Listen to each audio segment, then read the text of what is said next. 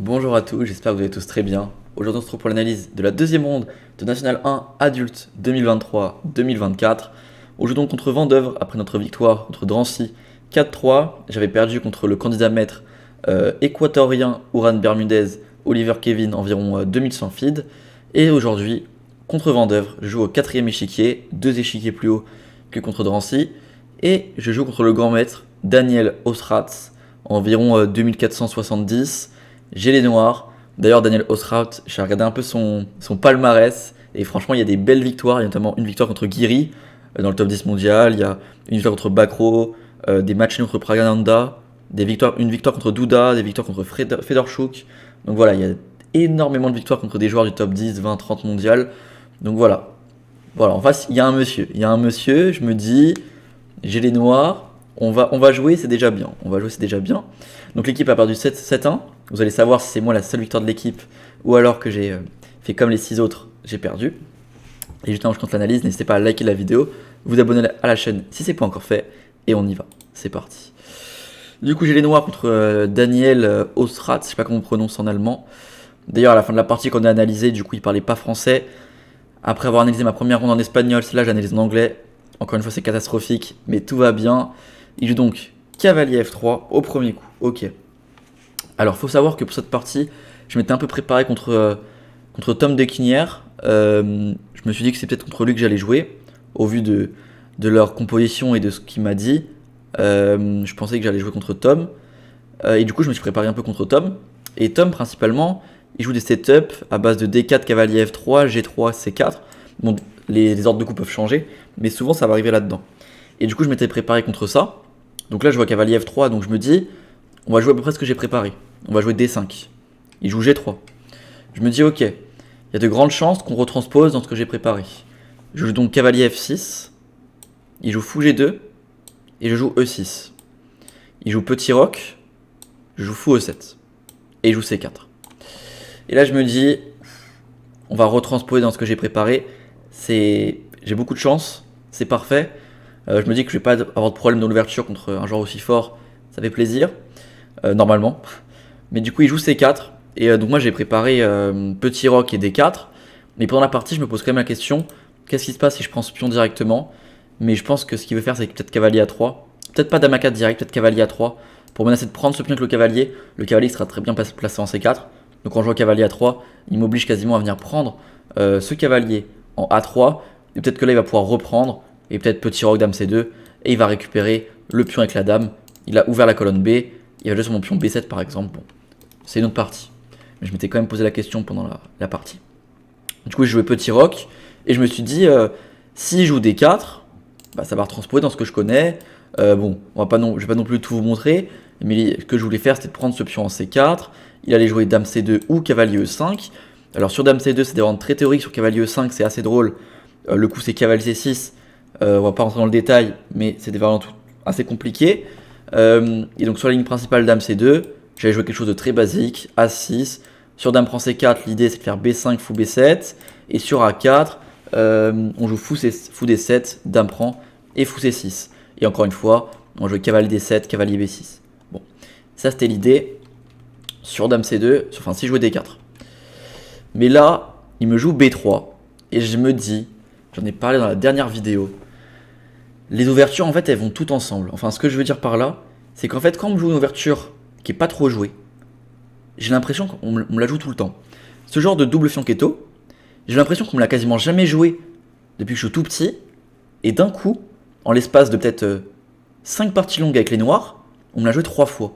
Alors que c'est censé quelque chose d'être assez rare quand même. On me l'a joué 3 fois en 5 parties longues avec les noirs. Sauf que moi bien sûr j'ai pas revu depuis. Donc maintenant, après cette partie-là, maintenant j'ai quelque chose de plus solide et je connais vraiment bien. Et maintenant que j'ai appris quelque chose, comme par hasard, on va plus me le jouer. C'est comme avec les blancs, la sicilienne A6 qu'on me l'a joué avec les noirs. À chaque fois, on me l'a joué. Là, j'ai enfin essayé de travailler dessus. Et là, comme par hasard, on va plus me la jouer. Non, mais c'est tout le temps comme ça de toute façon. Ça marche toujours comme ça. C'était m'est déjà arrivé avec la Kia que je jouais pas forcément très bien avant. Je l'ai travaillé, on me la joue plus. Gambier côté aussi. Enfin, bon, il y a plein de choses, ça marche toujours comme ça. Mais bon, ça servira un jour. Je joue donc C5. Il joue fou B2. Ah non, il joue E3 pardon d'abord. Bon, ça va retransposer. Je joue cavalier C6. D'ailleurs, pendant la partie, comme il m'a pas joué fou B2 direct, je me suis posé la question, est-ce que j'ai le droit de venir prendre ce pion en C4 et de faire Dame D3 pour venir attaquer ce pion et potentiellement sur Dame B3 rentrer dans la finale. Je me suis dit, est-ce que ça c'est logique? Est-ce que ça c'est correct? Je me suis dit que ça peut aller. En fait, je me suis rendu compte qu'il y a juste cavalier E5 et qu'il attaque la dame et défend le pion et je dois repartir. Donc c'est juste pas bon. Dame D8, D4 et les blancs sont mieux. Donc j'ai pas fait D prend C4, j'ai fait cavalier C6 et je me suis dit que s'il fait fou B2, ça retranspose un peu dans ce que je pensais, ce que j'ai calculé, quoi. Donc il joue fou B2 et là je me dis, est-ce que je joue comme contre Freehammer? Pour ceux qui ont vu la partie de la Plagne, c'était la ronde numéro 6. Ouais, numéro 6, ouais, c'est ça. J'avais gagné et j'avais joué une idée du style B6, Dame B6, Dame C7, E5, quelque chose comme ça.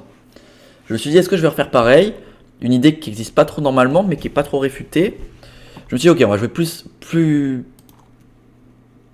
logique, enfin des trucs plus logiques, on va jouer D4, des choses plus jouées.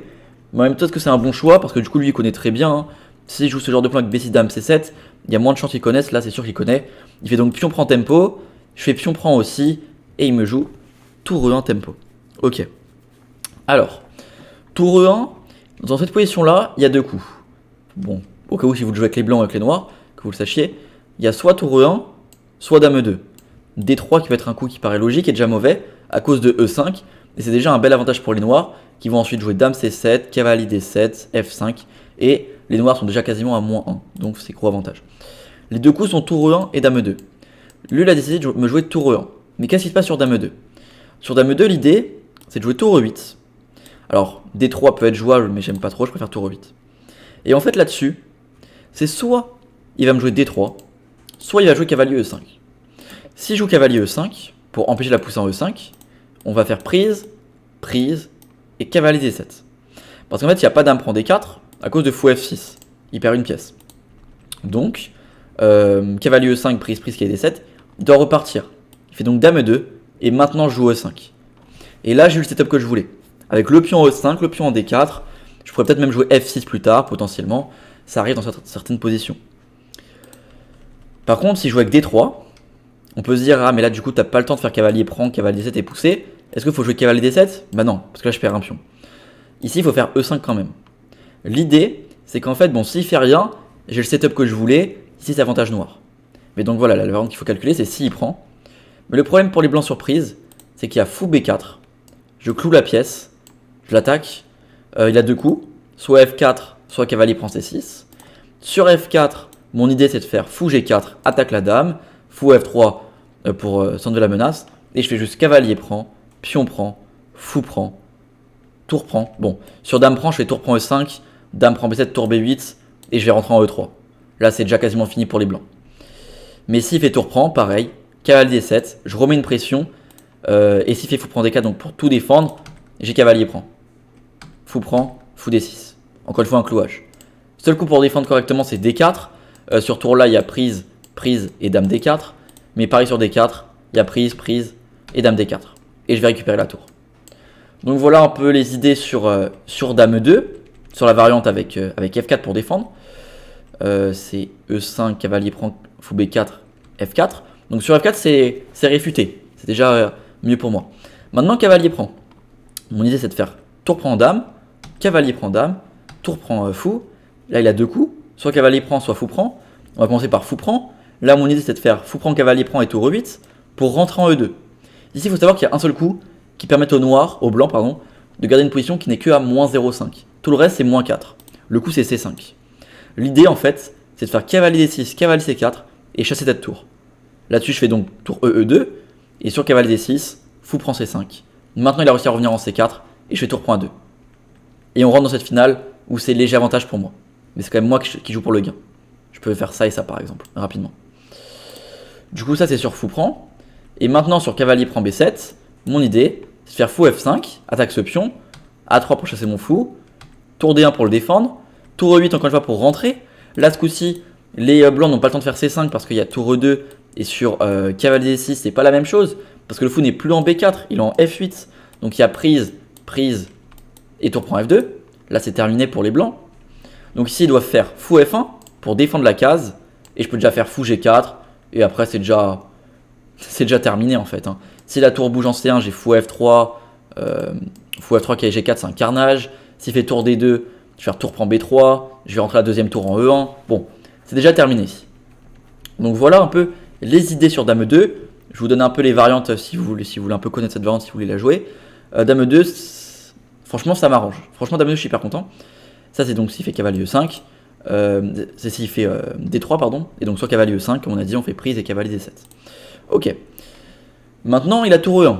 Ça c'est la variante qu'il a jouée. Et là faut jouer, il y a différents coups. Lui à la fin de la partie il m'a dit qu'il connaissait pas cavalier E8. Bon c'est la ligne principale. Mais il connaissait pas cavalier E8. Il m'a dit qu'il connaissait fou C5. Mais moi donc j'ai joué cavalier E8. Et avec du recul, voilà, pour ceux qui jouent ça avec les blancs, je vous laisse vous préparer. La prochaine fois je jouerai pas cavalier E8 ici. Je jouerai cavalier G4. En fait en analysant j'ai trouvé ça encore plus fort. L'idée de cavalier G4 c'est quoi? Bon, imaginons juste il continue son développement, D3. Pour fixer, il va se développer, voilà. Là l'idée c'est de jouer F6. Il va faire peut-être A3 pour préparer A5, pour préparer B4. Je fais donc A5 et il se développe. Je fais E5. Ici, en fait, on remarque que j'ai le setup F3, E5, D4 avec un cavalier en H6. Alors que dans la partie, on va le voir, j'ai la même position avec le cavalier en E8. La différence, c'est quoi? C'est que mon cavalier il est mieux placé en H6 parce qu'il ne gêne pas les pièces. En étant en E8, il gêne vraiment le développement de mes pièces. Il n'a pas trop d'avenir. Alors qu'en H6, il peut vite rebondir en F5 ou en F7 pour préparer une potentielle poussée. En E8, il peut aller en C7, mais il va gêner. Il peut aller en D6, mais pareil, en H6, il peut très bien passer par F7 pour aller en D6. Donc, la case H6 est meilleure. Par contre, s'il fait H3 direct, même chose, cavalier H6. S'il fait cavalier E5, prise F6, tour E1, E5. C'est la position de la partie, sauf que j'ai pas le cavalier en E8. Donc voilà, avec du recul maintenant, je vais jouer cette variante avec cavalier G4 plutôt. Parce que du coup j'ai joué cavalier E8. L'idée de cavalier E8 c'est de préparer F6, E5. Il fait donc cavalier E5. Alors, il y a une variante que j'avais calculée qui est plutôt intéressante. Je m'étais posé la question, est-ce que tour E4 c'était possible? L'idée de tour E4 c'est quoi? C'est si je fais cavalier D6 pour attaquer la tour, il peut faire cavalier prend D4. Il va donc me donner une qualité, comme ça. Mais à la fin, il a paire de fou active et il a cavalier pion contre tour. Bon, l'ordi donne moins 1,5 pour les noirs. Mais bon, je trouvais ça quand même intéressant à calculer. Mais du coup, ça marche pas. Du coup, il joue cavalier E5. C'est encore la théorie. Moi, je connaissais pas, mais c'est la théorie. Je joue donc cavalier prend E5, théorique. Il joue donc tour prend. Et je joue donc le plan théorique, qui est de jouer F6, chasser la tour, et jouer E5. Ok. On a fini un peu la théorie, je pense. On a eu le setup qu'on voulait, avec F6, E5, D4. Mais donc, avec la vente avec cavalier G4, on avait la même chose. Avec un cavalier en H6. On passe en gros d'une même position à moins 0,5 avec le cavalier en H6 à 0,0 avec le cavalier en E8. Donc voilà, c'est quand même mieux comme ça. Enfin, mieux avec le cavalier en H6. Ici, il m'a joué D3. C'est le deuxième coup. Il y avait encore 72 parties dans la base ici. Donc pour vous montrer que c'est une variante assez théorique quand même. Même si voilà, on ne connaissait pas tous les deux. Ici, le coup principal est fou A3. Un coup, j'ai même pas calculé pendant la partie. Parce que je me suis dit que c'est pas un coup forcé. Je voyais pas de danger immédiat. Et je me suis dit que je pouvais jouer un peu n'importe quel coup sans avoir de soucis. Je pense que j'ai eu raison, l'ordi vraiment, les 5 premiers coups c'est quasiment la même évaluation, il n'y a pas de danger. Pour vous dire, même G5, ça reste quasiment 0-0. Donc il n'y a pas tellement, enfin G5 c'est quand même une idée, hein. C'est pour empêcher F4. Mais il n'y a pas tellement de problème, mais c'est la théorie. Fou A3, peut-être que je peux jouer cavalier C7, prise, F4, cavalier E6. S'il prend, mon idée ça va être de faire prise, tour prend et dame F6. On attaque tout, on a donné un pion, faut qu'il défende, et là on commence à lui apporter du danger. On a sacrifié un pion pour avoir de l'activité. Et c'est assez dangereux quand même pour lui. J'attaque ça. Je menace de faire fou H3. Là, c'est quand même avantage noir. Mais bon, il peut aussi faire par exemple dame E2 ici. Pas prendre le pion directement. Mais je fais quand même cavalier G5. Et sur dame prend E5, je fais prise, cavalier H3. Prise, menace mat. Il est obligé de faire cavalier A3. Et j'ai doublé les tours. Bon. Encore une fois, cette finale-là va être mieux pour moi. Je vais récupérer le pion que j'avais de retard. Et j'ai des pièces plus actives. Et tour fou, c'est meilleur que tour cavalier en finale. Donc voilà, j'avais décidé comme ça, que je pouvais jouer sur fou A3. Voilà. Si je joue dame E2 au lieu de prendre direct le pion, pareil, je peux prendre une fois ici. Sur fou D5, peut-être pour me clouer, je fais roi H8. Parce que l'idée sur fou prend, c'est que je joue tour E8 et je récupère la pièce ensuite. Je vais récupérer comme ça. Alors il peut pas jouer tour prend parce que j'ai fou prend G4 et ma tour va être défendue par l'autre tour en A8. Et donc on rentre là-dedans. Et encore une fois, c'est une finale égale. Donc voilà, fou A3 ça m'arrange, franchement ça simplifie la position. Donc je comprends qu'il n'ait pas voulu le jouer.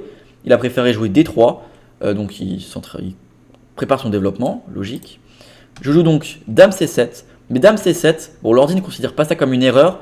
Mais à la fin de la partie, j'en ai parlé avec d'autres personnes. Et ils m'ont dit qu'ils ont trouvé que Dame 7 c'était pas bon.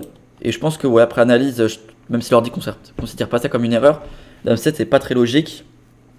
Je pense que j'aurais peut-être dû jouer cavalier C7. C'est plutôt le plan. L'idée c'est d'empêcher fou D5, de préparer une potentielle poussée en B5, ou alors de venir intercaler un cavalier en E6 pour empêcher les poussées, et aussi juste pour développer mes pièces, parce que mon cavalier en E8 il gêne, comme il est pas en H6. Mais en fait si j'avais peur d'un truc, je me suis dit que si je fais cavalier C7, je vais me prendre... J'ai peur de quoi déjà? Oui, je l'ai. C'est ça ou pas? Ouais, j'ai peur de F4. J'ai peur de F4 pendant la partie, et je me suis dit qu'en fait, ici je sais pas trop quoi jouer. Mais après analyse, c'est pas un problème, F4, on peut même prendre ce pion en fait, et surprise, on peut juste jouer tour B8. Et là en fait, il n'y a pas trop de problème. Même cavalier D2, cavalier E4, dame G4, enfin dame H5, les noirs ont pas tellement de jeu, les blancs n'ont pas tellement de jeu. Mais il faut quand même comprendre les idées. Ici, les noirs doivent déjà jouer B5 par exemple, alors pas B6, B5, pour préparer fou B7 et changer les pièces. Mais voilà, c'est pas simple quand même à comprendre, je trouve. C'est pas simple du tout. D'ailleurs, ici, il y a même des avec dame F3 pour les blancs. Donner un pion en plus. Et l'idée, ça va être de jouer dame prend et de ramener les pièces sur mon roi. Mais voilà, c'est pas simple à trouver, je trouve. J'ai joué dame C7. Il a joué cavalier D2. Ici, peut-être qu'il pouvait jouer dame E2 aussi. Pour menacer directement fou prend D4. Comme il y a un clouage sur mon fou E7.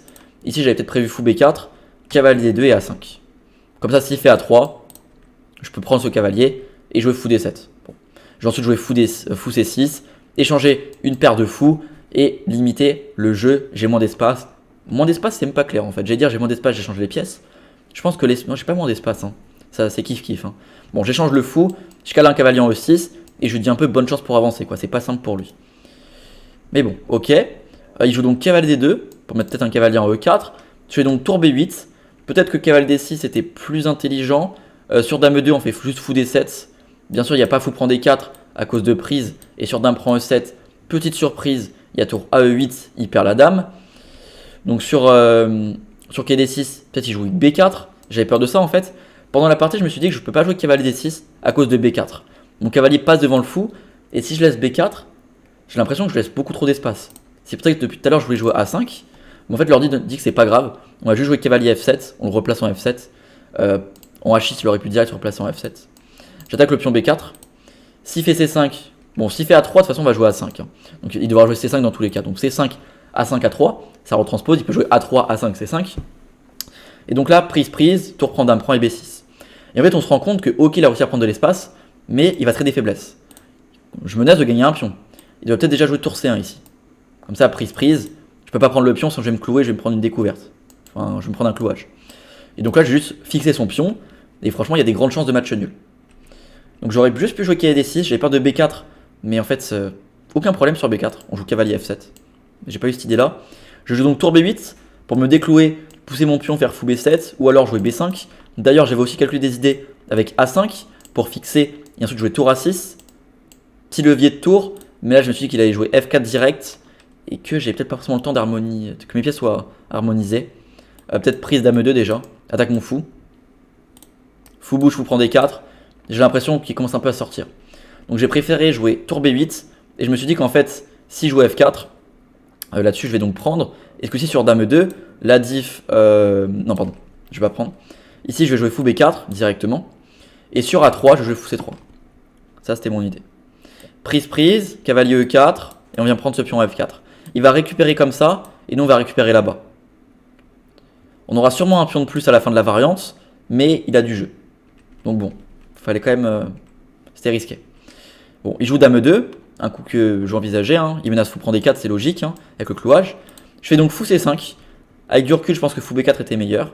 Il allait faire A3, mais en fait, dans la partie, j'avais peur de A3. Dans la partie, je me suis dit que si je fais fou B4 dans n'importe quel moment, il va jouer A3. Et si je repars, je vais lui laisser B4. Et si je prends le cavalier en D2, je vais lui laisser la paire de fou. Et j'avais vraiment peur de lui laisser la paire de fou. En fait, c'est pas dramatique. C'est pas dramatique parce que la position n'a pas vocation à s'ouvrir, donc la paire de fous n'est pas si puissante. Et en plus, je peux échanger son fou de case blanche quand je veux. Donc, j'aurais pu juste jouer fou B4. Je fais donc fou C5, il fait A3 pour préparer B4. Ici, je m'attendais franchement à qu'il joue F4 direct. J'avais prévu fou B4. Et je me suis dit qu'en fait, s'il prend, je vais reprendre. Il peut donc pas reprendre parce que sinon, il va se prendre prise, prise, et il perd une pièce. Et là-dessus, sur A3, j'avais prévu prise, prise, cavalier F6, dame G5 et tour E8. Et je me suis dit que c'est bon, je tire la position, il n'y a pas de problème. Mais voilà, c'est un grand maître, il bat des 2700. Donc bien sûr, il a vu la subtilité. Il fait donc A3 d'abord, très bien joué. Il menace B4, il m'oblige donc à jouer A5. Et maintenant, il joue F4. Comme ça, je peux plus jouer l'avance avec fou B4, prise, prise, et il ne pourra pas prendre le pion. Du coup, maintenant, il menace de prendre ce pion. Voilà la différence en jouant A3. Les petites subtilités qu'on voit que à ce niveau. Donc ici, le meilleur coup, c'était de jouer fou F5. Je l'ai raté. Prise, prise. S'il prend, je vais récupérer D3. S'il prend pas, j'ai une bonne position, donc dame prend forcé. Prise, prise, fou prend D3, cavalier F3, tour D8. Et là, en fait, j'ai pas de matériel en moins, mais il menace fou D5 et cavalier F7, c'est un carnage. En fait, ici, c'est déjà perdant. C'est déjà, je crois que c'est déjà +2 pour les blancs. Donc voilà, c'est quand même, je crois que l'ordi donne déjà un sacrifice de qualité pour tenir. Donc voilà, même si fou F5 c'est le meilleur coup, c'est déjà perdant. Je joue donc quai D6. En fait, c'est simple, je ne peux rien faire. Si je prends ce pion, c'est vrai que je ne l'ai pas dit, hein, mais il y a juste fou D5, roi H8 et dame prend E8. Si je reprends, il y a mat en E8. Et donc si je ne reprends pas, j'ai juste perdu une pièce. Donc je peux pas prendre. Je peux ni prendre, ni pousser, ni défendre le pion. Si je fais fou D6, il y avait un problème. Fou D6. Oui, c'était prise, prise et C5. Prise, prise C5. Si je fais dame prend, je me prends cavalier E4. Cavalier prend et dame prend E5 et le pion D4 va tomber. Et si je fais fou prend, je vais me prendre tour AC1. Donc voilà pourquoi je n'ai pas fait fou D6. Et donc en fait, je peux ni prendre le pion, ni le pousser, ni le défendre. Je me dis ok, on va jouer cavalier D6. Comme ça, quand il va prendre, on va reprendre et faire dame prend. Et on va potentiellement jouer tour F5. Sauf que ce que j'ai raté sur tour F5, c'est qu'il y a dame E7. En fait, je l'ai raté, enfin fou D5 et dame E7. En fait, ici, quand j'étais ici, je me suis dit que je vais faire cavalier D6, prise, prise, dame prend, tour F5. Et en fait, sa dame va devoir repartir. J'aurais donné un pion, mais j'aurais de l'activité. Parce que s'il fait dame E7, je fais juste tour F7. Ce que j'ai raté dans mon calcul, c'est qu'il peut intercaler un fou D5 échec, roi H8 et dame E7. Et là, je pourrais plus jouer tour F7. Et ça, bien sûr, encore une fois, il l'a très bien vu. Prise, prise, dame prend. Je me dis, je vais faire tour F5. Mais là, bien sûr, je me rends compte. Mince. Alors, pas tour F7. Je me rends compte. Oula. Oula, mince. Aïe, aïe, aïe. J'ai mis tour F7 en ligne principale. J'ai joué dame B6 dans la partie. Ouais, c'est ça la partie. Tac, tac, tac. Non, c'est pas ça la partie. Oula. Bon, je me suis dit tour F5. Mais je me suis rendu compte que sur tour F5, il y avait fou D5 et dame E7. Et là, je pouvais juste plus jouer tour F7. Donc là, c'est terminé.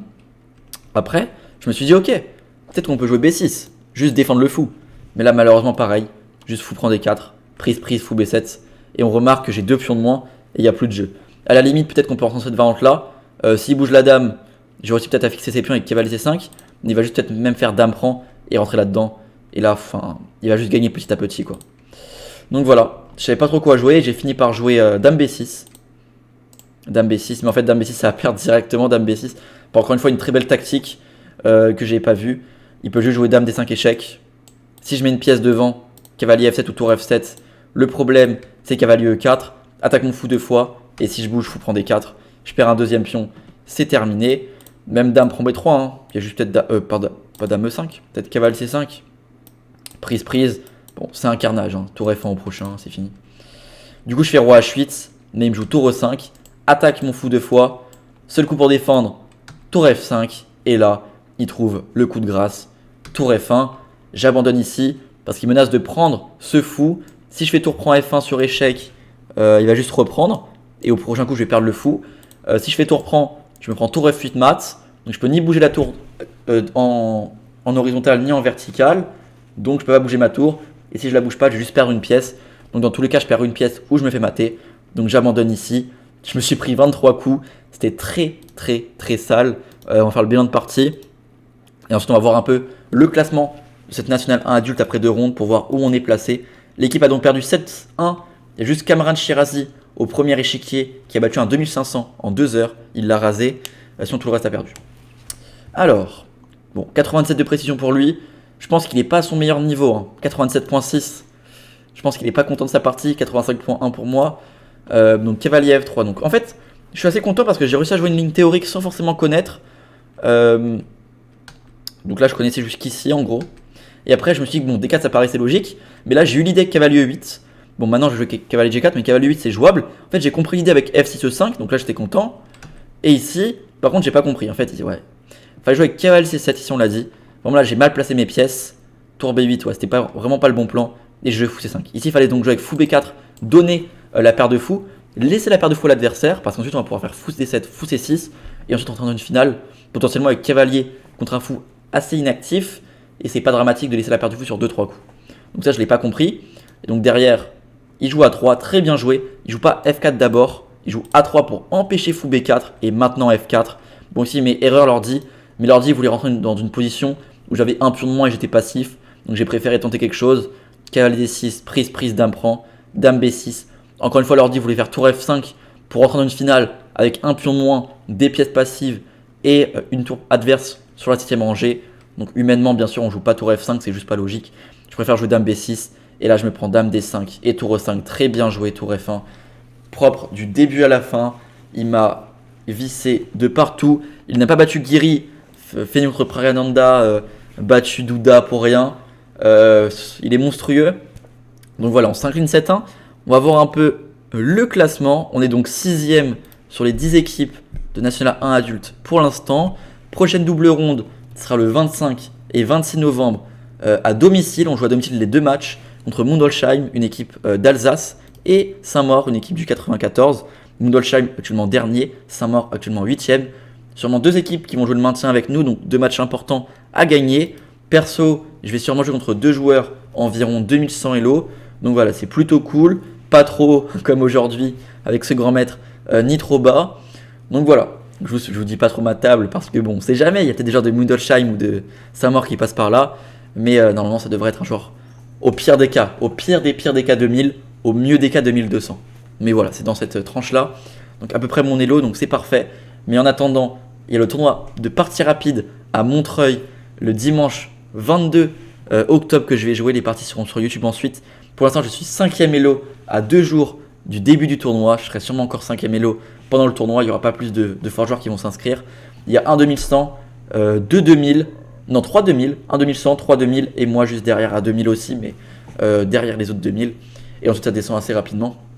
Donc voilà, comme d'habitude, on essaye de viser le top 5, les places où il y a des prix. Et ensuite on ira au Cap d'Agde quelques jours plus tard pour un tournoi d'une semaine réservé aux joueurs plus de 1950 feed entre le 28 octobre et le 4 novembre. Ça va faire des belles parties analysées sur YouTube avant de retrouver la National 1 adulte fin novembre. Voilà pour ce Road to FM numéro 60. On se retrouvera pour le 61 au Cap d'Agde, pour le 61, 62, 63, 64, 65, 66, 67, 68, 69. C'est 9 Road to FM. Et j'espère des beaux résultats. L'objectif, il est fixé, c'est d'aller chercher les 2100 Elo à la fin de ce tournoi, soit plus 79 points Elo sur le tournoi. Je pense que c'est envisageable. On verra si je vais réussir. Je vous laisse et je vous dis à bientôt. Allez, ciao.